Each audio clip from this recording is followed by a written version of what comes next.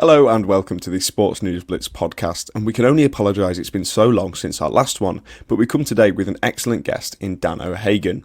We speak about the Bundesliga, how he juggles commentating live but from home, and of course his fantastic career and how he made his break in the media. The upcoming video has been edited by the excellent Will Greenleaf, who has joined us at the Sports News Blitz on a placement, which us as a platform is all about. If you have an interest in podcasting, editing, that can be video or audio, sports writing or creating social media content, then please do get in touch as we can and we will accommodate you. Now, that's enough of me jabbering on. So please sit back, relax and enjoy the podcast.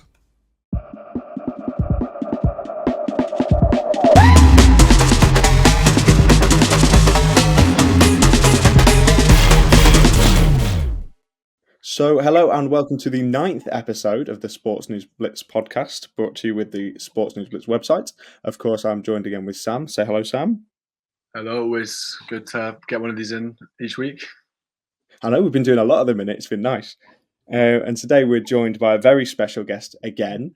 Doing well here. We've got a very special guest, a brilliant commentator, Mr. Dan O'Hagan. Thank you very much for joining us. It's a real pleasure. Thank you.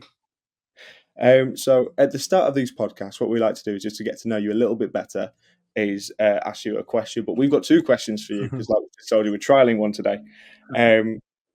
So one that we've asked a fair few of our most recent guests is because an international commentator like yourself, you've been all over the world, I can imagine, to several different grounds, more than I can imagine you can remember. Do you have a ground in which you can recall having the best food, whether that's been as a fan or in the press area? Whoa, that's a good question. At Bayern Munich, you do get a roast before the game. You get a nice, normally roast beef, which is always pretty good. But my favourite football meal was actually outside a stadium in what is now Serbia, then Yugoslavia. It was a game, UEFA Cup 2001 maybe, Sarted Smedrevo versus Ipswich Town. I think Marcus Bent got the winner. But anyway, I was over there and I had chicken pox on the trip. So before the game, I was in my hotel room being treated by the club doctor through the door, so I didn't infect the players. And match day came, I did the game, and it was fine. And afterwards, we found this amazing bar next to the stadium. And they served one thing, that kind of like a pork medallion in this kind of really nice garlic sauce, and it was just heavenly. And that is the best football meal I've ever had. So in the town of Smedrevo in Serbia. I'd say that's definitely the best answer we've received so far, I reckon. It is, yeah. We've just normally had people say, yeah, Chelsea put on a good spread, or Wolves do really well. We've had York City before, which was a lava pie. I think it was Guy Mowbray told us that they made a lava pie, and it was a case of you bit into it at the start of the game, then half time came round, it had cooled off enough for you to eat it. But I think, from Yugoslavia, now Serbia, is probably up there as our best one so far. So thank you for that. And then we'll move on. We've got a slightly different question for you, which we haven't asked anybody before, so no pressure. But when you commentate abroad, I imagine you travel away from home quite frequently. Is there anything that you take with you as a home comfort, or is there a tradition that you do? Is there a certain song that reminds you of home? Is there anything that you take with you from your home life with you? Not really. I travel. I mean, pre-COVID, I travelled every weekend to Germany. Now I do a lot of games from home, from where I'm sat now in this home studio. But when I go abroad now, I like to kind of immerse myself in wherever I am. So in Germany, I just adore the beer and the food over there. And I always try and bring some home. So it's the kind of reverse that I bring stuff home from my trip. So always kind of bring some Kolsch from Cologne, which is the kind of local beer there, which is just gorgeous. I'm not really one to take home comforts with me, but I kind of bring foreign comforts home with me. Right, okay. No, that's really interesting. Thank you very much. I think that's one we're going to have to start asking more people, because that's a really nice answer. So thank you. So we'll kind of get started, and you follow the Bundesliga quite frequently. It's kind of your main priority as a commentator. How did that first come about in terms of getting into Bundesliga? Because obviously we can tell you're English, and you've come through commentating on English teams, I imagine, at the lower level. How did the Bundesliga come around? Through a friend, really. The guy who now is in charge of the English language world feed is someone I know from years and years ago. And we had a conversation. This is back in the day when the BBC had the Football League. So on a Sunday morning, I would go into the BT Tower in London and voice the web edits for the BBC's website. So each game had a 2-minute cut down. So I'd voice those. And one of the guys who was one of the producers there was a big German football fan. He was wearing a St. Pauli hoodie most weeks. And we got chatting about German football. And we said, wouldn't it be great to kind of really raise the standard of the German world feed? And both kind of, a fairly kind of throwaway conversation. But then he got a job over there a few years later. And he said, do you fancy doing some games? And this is 10 years ago now. At the time, I'd just done 11 years on Match of the Day. I was doing a lot of work on the Football League show, and the BBC had that. And the Bundesliga came along, and it kind of really took off. And as I say, at first we'd go over there every weekend. I would do 2 games, either from Cologne, the studios there, or from the big games in the stadiums. And I'd always loved German football, but 10 years ago, I really fell in love with it because the whole culture, the whole fan scene, the way the clubs are in the main fan owned. To experience a German football stadium, it's like nothing else. I mean, not just the big clubs, not just Dortmund, not just Schalke, not just Bayern, but clubs like Bochum, clubs like Mainz.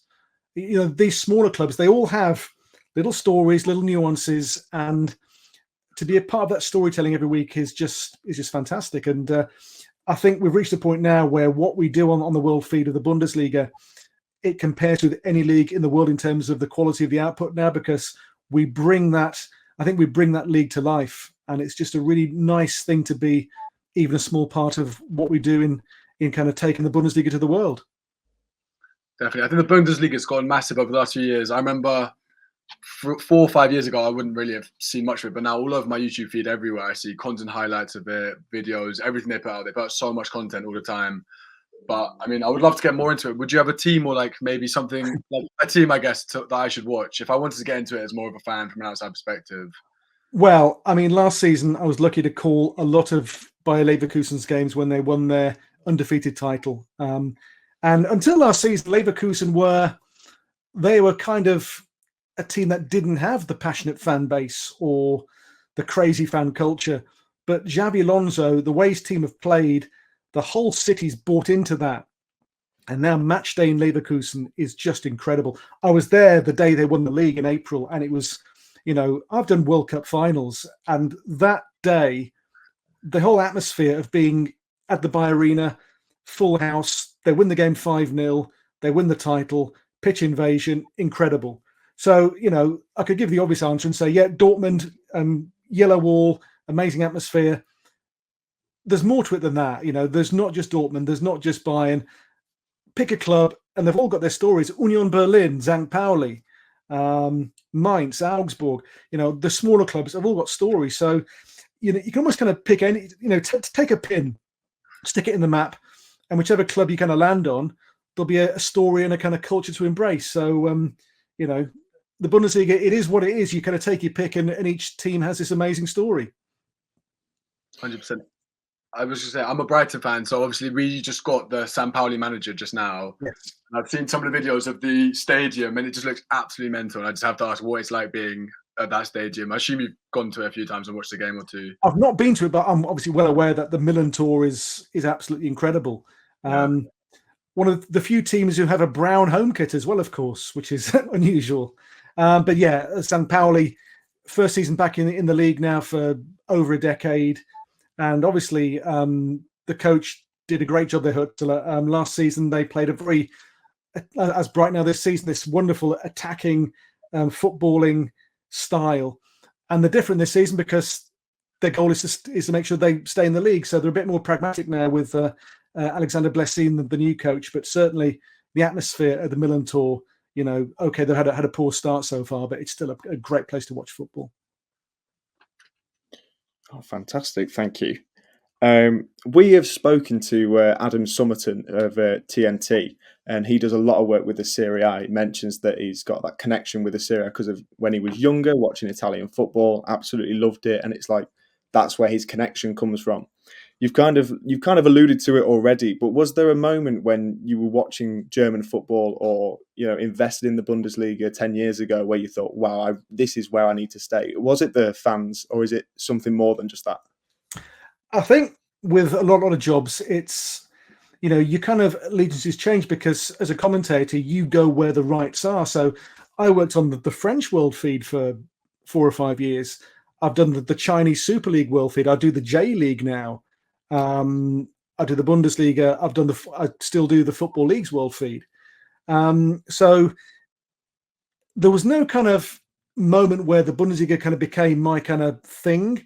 But obviously, working on it for 10 years, you become very, very attached to it. And as I say, the whole culture of German football has kind of grabbed me and taken me in. And to go over there and watch a game, even when you're not working, is just phenomenal. And yeah, it's I say now that I probably watch a lot more German football than I do English. My team's Wolves, but I don't watch them much because I'm working when the games are on normally anyway. And I just find that I find the Premier League now too predictable. My team Wolves, I just feel that the state they're in, when they play the big teams, that they have no chance. Whereas in the Bundesliga, last season, Bayern lost to Bochum. This season, and Heidenheim. This season, the weekend, Leipzig almost lost in Heidenheim. The Premier League seems a lot more predictable now. The Bundesliga, okay, Bayern won the league for a long time, I think 11 years on the spin. But within that, there were always upsets. There was always a chance of the smaller team surprising Bayern. And now, obviously, Leverkusen are the ones that people want to try and trip up. So I think for now, one of the attractions to me of the Bundesliga is the fact that it is unpredictable. I did the game at the weekend, Leverkusen at home to Kiel, New Boys Kiel, 2-2 draw. Leverkusen were 2 up. And it's just that in the last couple of years, that new unpredictability in the Bundesliga just makes it a really, really good watch, I think.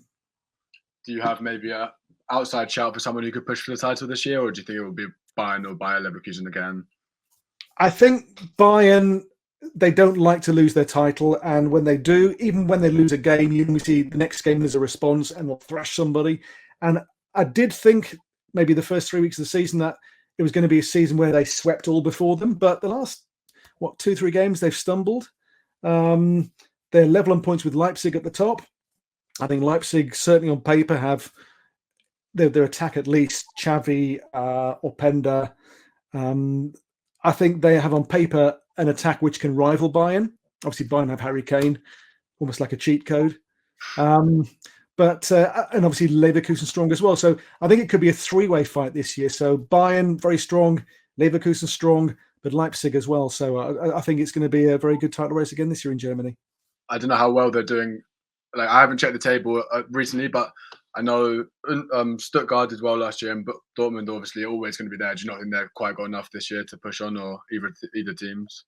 Dortmund are a funny team. We saw them last week beat Celtic 7-1 in the Champions League. Then they go and lose the weekend at Union Berlin.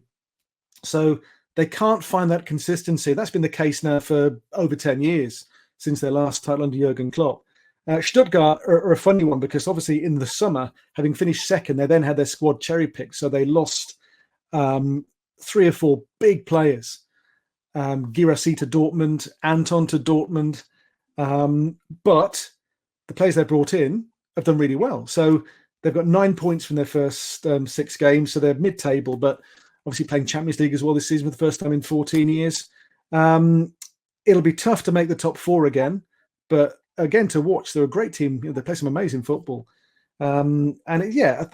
This season, as I say, I think a 3-way title fight. But that race for the 4th or 5th place in the league this season, it's wide open again. You mentioned that a lot of the top teams, your Bayern Munich, your Leverkusens, for example, they've got a lot in common, and they're quite difficult to go to weigh up one's better than the other because everybody has such brilliant strengths. So that to me says that comes down to tactics and coaching. Obviously, there's some of the best coaches in the world in the Bundesliga. Is there anybody who you think who's there? Because I'm alluding to the Xavi Alonso link to Liverpool, but we can go further than that, of course. Is there anybody you think around there that will get a break to go to make their impact in another league as well? I think the guy at Stuttgart, Sebastian Hoeneß, he kind of cut his teeth with Bayern's reserve team, then had a crack at Hoffenheim, did okay there for a year, but then was replaced the following season. But at Stuttgart, which was a massive club, which had become a yo-yo team through bad management, through off-the-field issues, through bad recruitment. But what Hoeneß has done, he's gone in there and they play brilliant football. They were probably last season, after Leverkusen, the best team to watch. And again, this is not to say that they lost some big players, but again, the brand of football is really, really good. And Hoeneß has won a lot of fans. I think of the coaches, keep an eye on his name, Sebastian Hoeneß. He's one that I think could have a crack somewhere else at some point. I think obviously the one that we haven't mentioned, Vincent Kompany, probably the surprise managerial appointment of the season. Do you think he's good enough to be there, or I don't know? I just he was such to go from relegation with Burnley to then managing Bayern Munich is an incredible jump, and I just wonder what you thought of his start so far. I think, obviously, it's no surprise, no secret, he wasn't Bayern's first choice. He wasn't even their second or third choice. But I think he's gone in there. He knows the league from his time at Hamburg. He's a young coach. I think he relates better with some of Bayern's bigger names than maybe Thomas Tuchel did. So I think the start's been okay. I think they had their first kind of real test last week, which was Leverkusen on the Saturday, then Aston Villa on the following Wednesday in the Champions League. And obviously they lost at Villa, but they drew with Leverkusen and really against Leverkusen played them off the park. XG, all the stats with Bayern, but they didn't win the game. But I think the fact that they matched Leverkusen, who back in March in the meeting in Leverkusen blew Bayern away 3-0. I think to match them and to be the better team, I think shows that they've made progress under Kompany already. And yeah, he wasn't the first choice.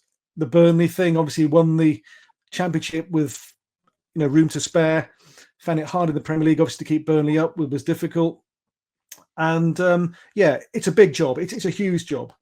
And Bayern, I always say at Bayern, the coach needs to not just play the team on the field, but also play the politics in the stands. Because at Bayern, everything you do, you're kind of stalked by legends. The whole place reeks of kind of history. And those legends are not backward in coming forward to kind of mix the pot a bit and to put the coach under pressure. People like Uli Hoeneß around the club will, have their say, and they've got friends in the media, and they can get those words out into the media and cause trouble. So I think Kompany must be aware of that, and it takes a strong person to coach Bayern, and I think his start has been good, and I think he's got the character. I think he's got the personality to succeed there. Last season with Thomas Tuchel, people thought, okay, Harry Kane's going to get the goals, you're going to win the league. They didn't win it. But I just think this season with Kompany, everyone is pulling in the same direction, because I think Tuchel ruffled too many feathers within the squad. I think Kompany is much more of a smoothing presence, and I think people are much more comfortable with him there around the squad. Lovely stuff. So you also follow your international competitions, like your Champions Leagues, Europa Leagues, that sort of thing. Do you prefer? Just out of curiosity, do you prefer doing like domestic competitions or more like international competitions? Is there a difference in the feel of the atmosphere? Is there a difference in your commentary? No, I mean, I try to treat every game the same. It's like today I was prepping for the weekend. I've got on Friday Germany versus Bosnia-Herzegovina, and then Saturday I've got Crewe versus Doncaster. And you try and treat each game the same. So I've prepped for each in exactly the same way, because I always say, that the viewer at home, whichever game it is, whether it's Doncaster Crewe or Germany Bosnia-Herzegovina or the World Cup final or the bottom two in the championship playing each other, to that person watching, it's the most important game of the weekend. So you treat it the same. So whichever game I do, I approach it the same. I treat it the same, and try and deliver a similar commentary. Really, I think obviously for example, this season, I've done some games in the Football League Trophy. So I did, what was it the other week? Gillingham against Palace under 21s. No fans there, very quiet atmosphere. You can't call a goal in that game the same way you would call a goal that was Leverkusen's last minute winner versus Wolfsburg, because it would sound ridiculous. So you do tailor your commentary in that regard to the size of the crowd and the importance of the game. But in terms of preparation, you prepare the same no matter what the game is. Will you be travelling out to both the games and doing it in person, or are you doing it from your office, as you said before? This weekend, I'm doing them both from London. Okay. So we, at the moment, I do Bundesliga from home, and Football League and the rest, and Champions League is done from London or from the grounds themselves. So it's a nice mix. It's a nice mix. I think the home games. I mean, I never thought pre-COVID we'd be in a position to do games from home, but the kind of pandemic forced the issue a bit, and the Bundesliga developed technology with a company in Spain, and we now have equipment that I can. It's really strange because we have co-commentators in Germany, so I will have, for example, Stefan Freund on a monitor. We'll be having a conversation as we are now, but he's my co-commentator, so it's all kind of synced up, and it sounds flawless. And you wouldn't know that we were we're watching TV screens in two different countries. Some games I have Mark Schwartz around here, and we'll do games in this home studio. So the kind of home games, it's just incredible. I mean, it means I've got a great quality of life now, because before I was away every weekend in Germany. I've got a young family now, and I wouldn't see them much. So it's made, I think, my life certainly a lot easier. Doing commentaries from home, and probably, I mean, I think of all the commentators working now, I've done more games from home than anyone else in the business now, because we've done now, I think, 4 seasons of Bundesliga from home. I did the Copa America from home this summer as well. Countless preseason matches, German Cup. So yeah, I mean, it's changed, I think, things for the better, because people used to think, people commentating and they're not at the stadium. You can always tell. I think commentators now, we're so used to doing games off tube from home. People don't really notice now. And I think, I'm quite happy to do games from home now and not travel as much as I used to, because I just think in terms of the work-life balance, it's made things a lot easier. Have you ever had a game before where international league, anything, where you've been booked in to do it from home and then been like, no, I want to fly out, I want to be there in person and enjoy it, because it's just such a once in a lifetime opportunity? The Germans, to be fair, give me a choice, and I can go out there if I want to.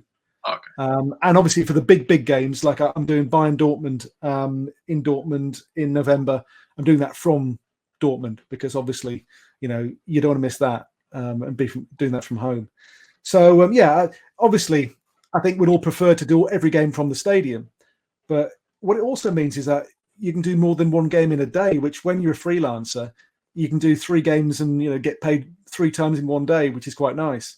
So, for example, I think the first weekend of the Football League season back in August, I did a J League game in the morning at like 7 a.m. From London. I then went to another studio and did Oxford v Norwich, and then another place to do Birmingham v Reading. So I did 3 games in one day, which I think is a record for me. Obviously, if you're in the stadiums, you couldn't do that. So that's how it's changed, really. The whole notion of doing games off tube, I think, is it's made life for freelancers easier, because we can kind of cram more work in. I understand what you're saying about the increase in, you said, quality of life, in terms of it's more time spending with your family. You've got a young family, like you said. And that obviously makes that easier, which is ultimately the end goal, is to spend as much time with people close to you as you can do. Does working from home make your professional life more difficult, in terms of, is it harder to get the feel of the atmosphere, really get into the moment when you're doing it from a screen? No, because we get the crowd effects in our ears, and I turn the crowd effects right up so my voice has to fight the crowd. So as long as I can hear the crowd noise, I can respond to it. No, I think it's not always the case, because when I did the Copa America in the summer, it was done on a much more basic system, so I didn't get the same levels in my ears. So I almost kind of force my voice louder, even though there was no crowd there to fight against. So it's yeah. I mean, I love to have in my ears loud crowd. It's probably not doing my hearing much good, but yeah. So I think from home or from the stadiums, as long as you're fighting that crowd noise and your voice is having to kind of really battle to be heard, it doesn't matter if you're there or not.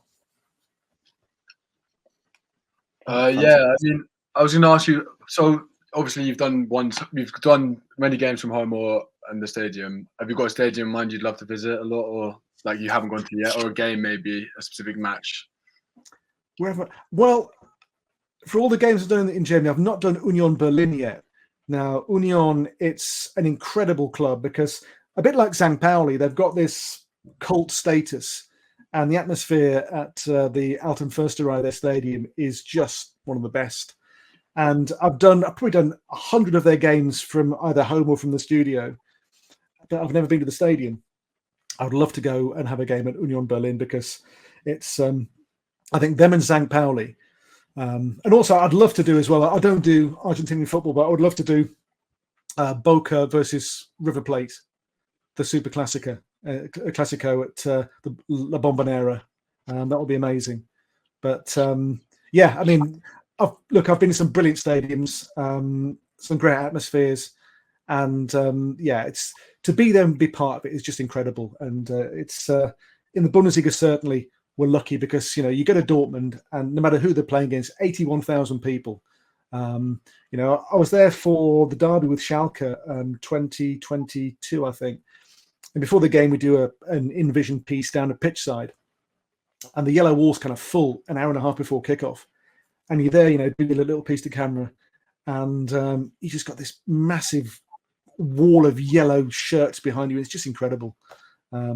Although I was doing a game there as well back in 2 years ago when they lost the league on the last day, and it was so it was a really nice warm sunny day in May. I was doing this kind of piece to camera before the game, and I heard this kind of buzz buzz buzz sound, and the yellow and black in the stadium had attracted a swarm of bees. So the camera lighting unit was completely covered in bees. So I was there trying to do my piece to camera. There were bees like flying around my head. And we had to kind of get the fire brigade to get these bees away from all the equipment eventually. But yeah, Dortmund is an amazing place to go to.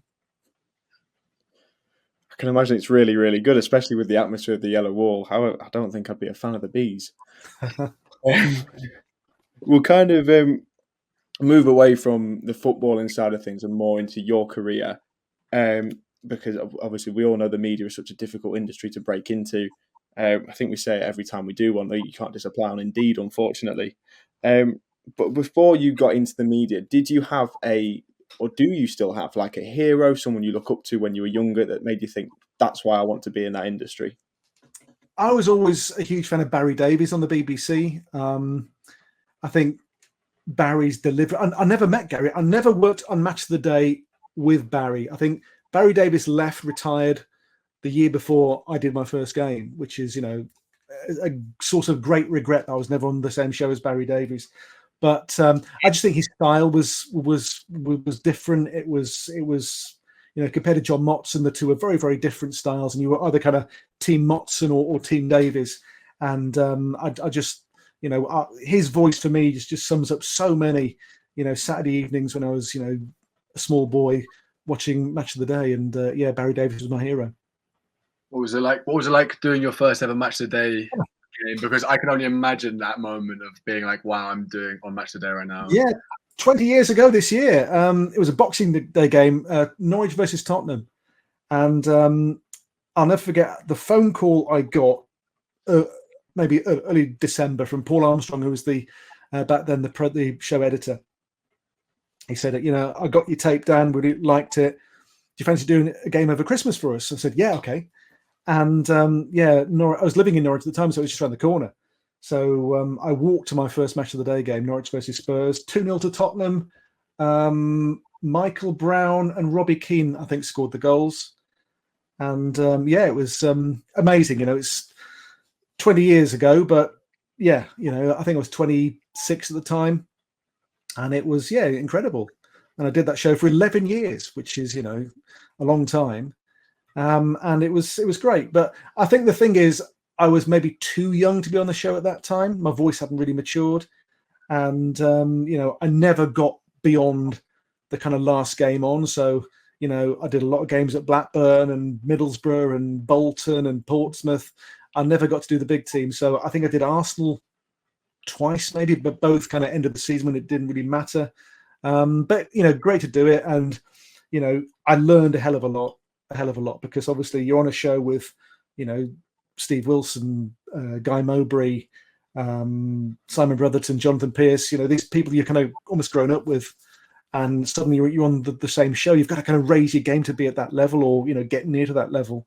And I think for the age I was, that was difficult to kind of because I always think that a commentator doesn't really kind of mature until they're maybe 40, because your voice doesn't kind of settle down until that age. So I listen back now and I just sound so young. There was a clip on there on, I think, Instagram the other day of the goal of the month from 2006, and there was a goal in there with my voice, Morten Gams Pedersen for Blackburn, and I sound so high pitched, so young. But I did that for 11 years. That show, brilliant. As long as you're having no voice breaks, I assume that's the main thing. I don't know if it's known or not, but I've always wondered. So when you record a match of the day episode, do you commentate over the whole game live and then they cut it up, or do you just commentate over the clips? I've never ever known which.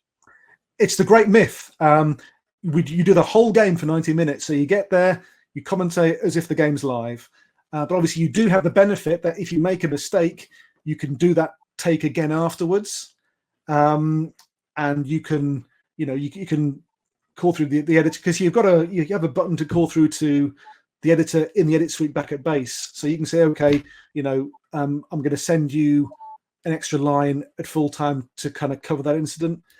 So yeah, because the game isn't live, you've got a safety net, but you still commentate as if the game is live. And I think I only ever kind of redid one goal because I called the scorer wrong. It was a Mark Viduka goal, I think, for Middlesbrough against Reading, I think. And I had to redo the goal afterwards.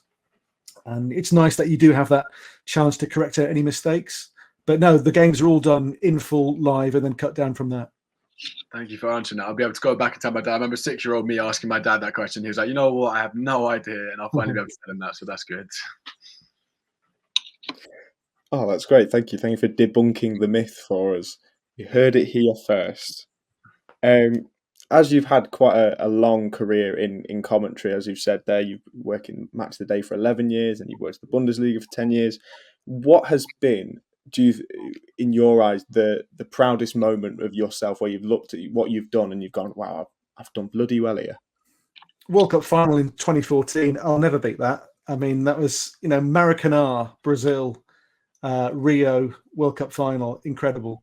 And I think that day, I remember I called my ex-girlfriend because it was her that gave me the chance to go freelance in 2005. And, we'd long since broken up, but stayed in touch. And I just sent her a text saying, about the World Cup final now, thanks to you, because without her being the kind of safety net and saying, if things don't work out, I can look after us and pay the bills, I wouldn't have gone freelance and I wouldn't have kind of left ITV and I wouldn't have done what I've done. So, that was a very proud moment for me to kind of be at a World Cup final. I was 33, 34 maybe.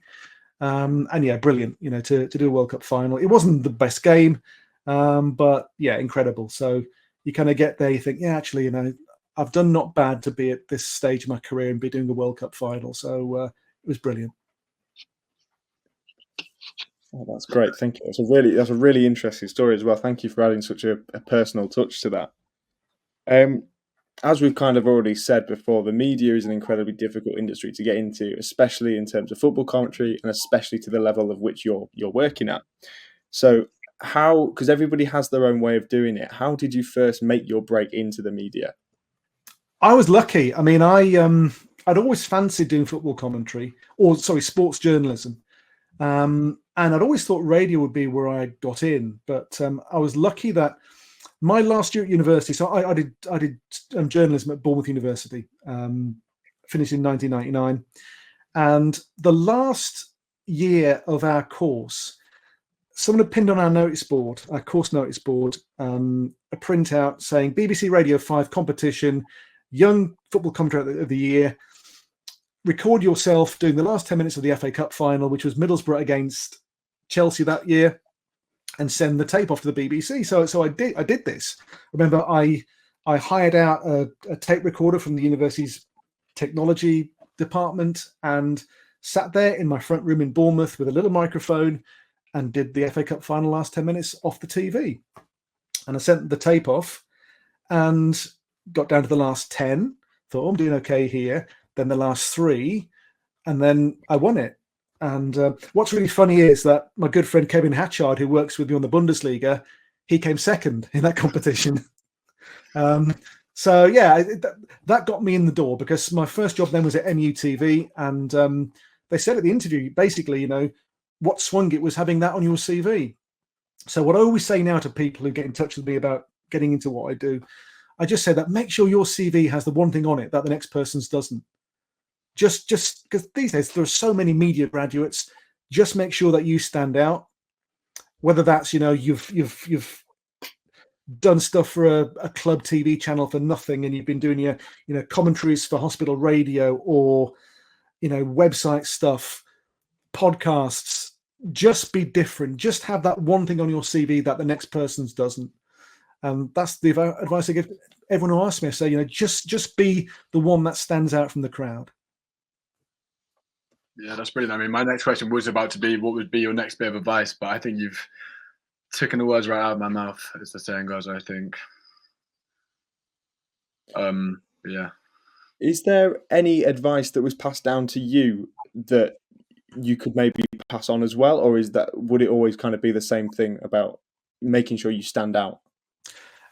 Yeah, and I just think as well, what I've learned from 25 years in the business now is that we were all new to it once. We're all young once, and I learned the hard way, really, that treat the young people coming up well, because when I started out, there was a couple of people who were not nice to me because they felt threatened.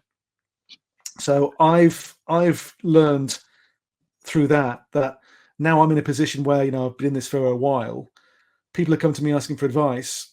Help them, give them advice, show them how to open the door. Don't feel threatened. Because ultimately the position I'm in, I've got 25 years behind me. That person's not going to take my job tomorrow. But they might be quite good in 10 years' time. So I just think, you treat people the way you wish you'd been treated yourself. And certainly my first job wasn't a happy one, because I was treated there quite poorly by a senior commentator. And that kind of taught me how not to treat people when I was in his position. Oh, it's not brilliant you've had to go through that yourself, but it's brilliant that you're able to pass that down. And then I'll tell you the exact story. It was, I remember, it was kind of behind the scenes. There was, you knew they were kind of talking about me behind my back. And I remember we had a Christmas party, and I got to it late because I'd been doing like a late night bulletin or something. So I arrived late, and I was chatting to someone, and he was there, and I was kind of walking backwards, and he put his foot out so that I'd fall over it in the office before, with everyone watching. So I just kind of thought, that's not how I want to be when I'm in your position. I'm not going to treat the kind of new kid on the block that way. So that's not how you treat people. It sounds incredibly childish if you ask me. So I think definitely taking the bigger road here. Do you think it's those experiences that you've had which you've thought, I'm not going to let that stand, I'm not going to be like that? Is that something that kind of drives you to carry on? Is that like a bit of determination fuel, just to kind of, these people who did speak behind your back and who did trip you up, it's a case of, look what I'm doing now? Yeah, yes and no. you got to look at it from their perspective, that they felt threatened that I was, 21 years of age, new in the business, and to them it would have seemed like I was after their job, which of course I wasn't, because I'd been hired to do a different job. But yeah, so I don't say I use that as fuel to kind of drive me on. I just think it's kind of, I think you kind of accept that some people are just like that, and you just try to be the opposite, really, and treat people properly. So I like to think that in my 25 years, I've never done anyone down in terms of I've never spoken poorly of people in terms of them getting work. I'm supportive of people, especially younger people coming through. I try and be supportive and give them advice, because this is a hard business to get into. It's a hard nut to crack, and there's only a certain number of games each weekend. So there is a certain competitive edge to it. But I like to think that if you're good enough, the kind of talent, the kind of cream will rise to the top. And I try and support people trying to make their way in the business. Would you say there's any like key skill or area that a commentator, like a wannabe aspiring commentator, could practice or really hone to make themselves stand out from the crowd? All I'd say on that is just be yourself. Again, that's the advice I give. I just say to people, yes, we've got our heroes. Me, it was Barry Davis, big fan of Clive Tilsley, Peter Drury, Steve Wilson, all these people, but people don't want a clone of Martin Tyler or of Steve Wilson or of John Motson. They want someone who's going to bring their own stamp to it. So I just say, by all means, listen to these commentators, borrow, but don't copy. So, everyone has their own little tick or their own little nuance. Don't copy it. Be your own commentator. Take your style and build it. Don't try and be a clone of someone else's. So my advice is always just be yourself. Oh, that's great. Thank you. That's really good advice. Just a final one from me. You've already spoken about such a highlight of your career in the World Cup in 2014, and you've had such an expansive and brilliant career. What's next? Is there something you're aiming for? Is it just contingency that you keep performing to this level? Or is there something that you're like, that's what I need to do next? Well, you know what? I mean, I've had this kind of thought and conversation with my wife and with friends in the business. I've done what I wanted to do. I've done match of the day. I've done a World Cup final. I've done a World Cup final in the Maracanã. You can't really beat that. So what I love now is just enjoying what I'm doing. So I'm lucky I found a gig on the Bundesliga that pays well, that is regular work, it's good work. I work with some brilliant people. It's a great league to work on. And I feel that in midweeks with Champions League and Europa League and EFL. So I've got a lovely mix. And I think being a freelancer, that is the best thing, is that you're not tied to one particular competition or one particular broadcaster. So all I like to do now is just fill my diary with things that interest me. So things like the J League. I love the J League because for a start, the games are on a Saturday morning, so I can do that before the Bundesliga, which is really nice as well. So it's great football. Atmospheres are fantastic. The games are quite good quality as well. I love the J League. I love doing the Champions League. I love the EFL. So this season, I've done games in the Football League Trophy. I've done League One. I'm doing League Two at the weekend. And it's nice to do that because obviously, yes, it's a different level of football to the Bundesliga or to World Cups or to the Premier League, but it's still great. There's still some great stories there. And although I've kind of ticked off my two big career things, match of the day and a World Cup final, I'm happy doing what I'm doing now. I wouldn't say I've lost my ambition, but I'm in a very nice place right now in terms of what I have. I love just it. Just going to what you just said. This is interest personally for me. I'm a big Notts County fan. Have you ever been to Meadow Lane? I haven't. No, it's one of the great places I've not been to. Meadow Lane. No, I think I've done a Notts County game once, but off tube from London. This was about 2012, maybe a 1-0 home defeat to Charlton over Christmas. That rings a bell. So no, I've not done a game at Meadow Lane, sadly.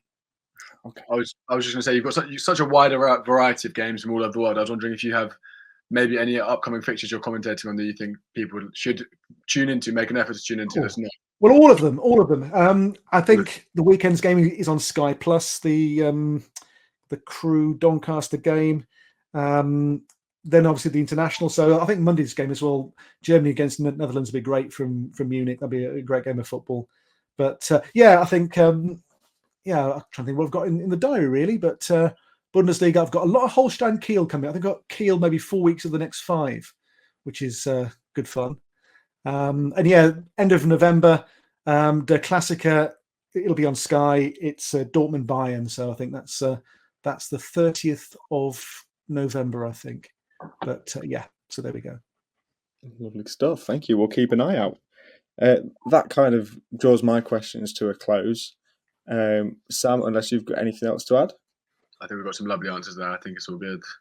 We have. Thank you very much. Just for the very final time, is there anything that you'd like to tell us? Is there anything that you'd like to say before we come to a close?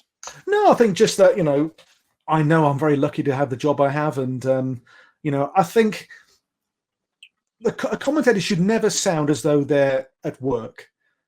You should never sound as though it's hard work, because it's not. I mean, I've in my student days, I worked as a postman. I worked in warehouses. I worked in factories. I did proper jobs.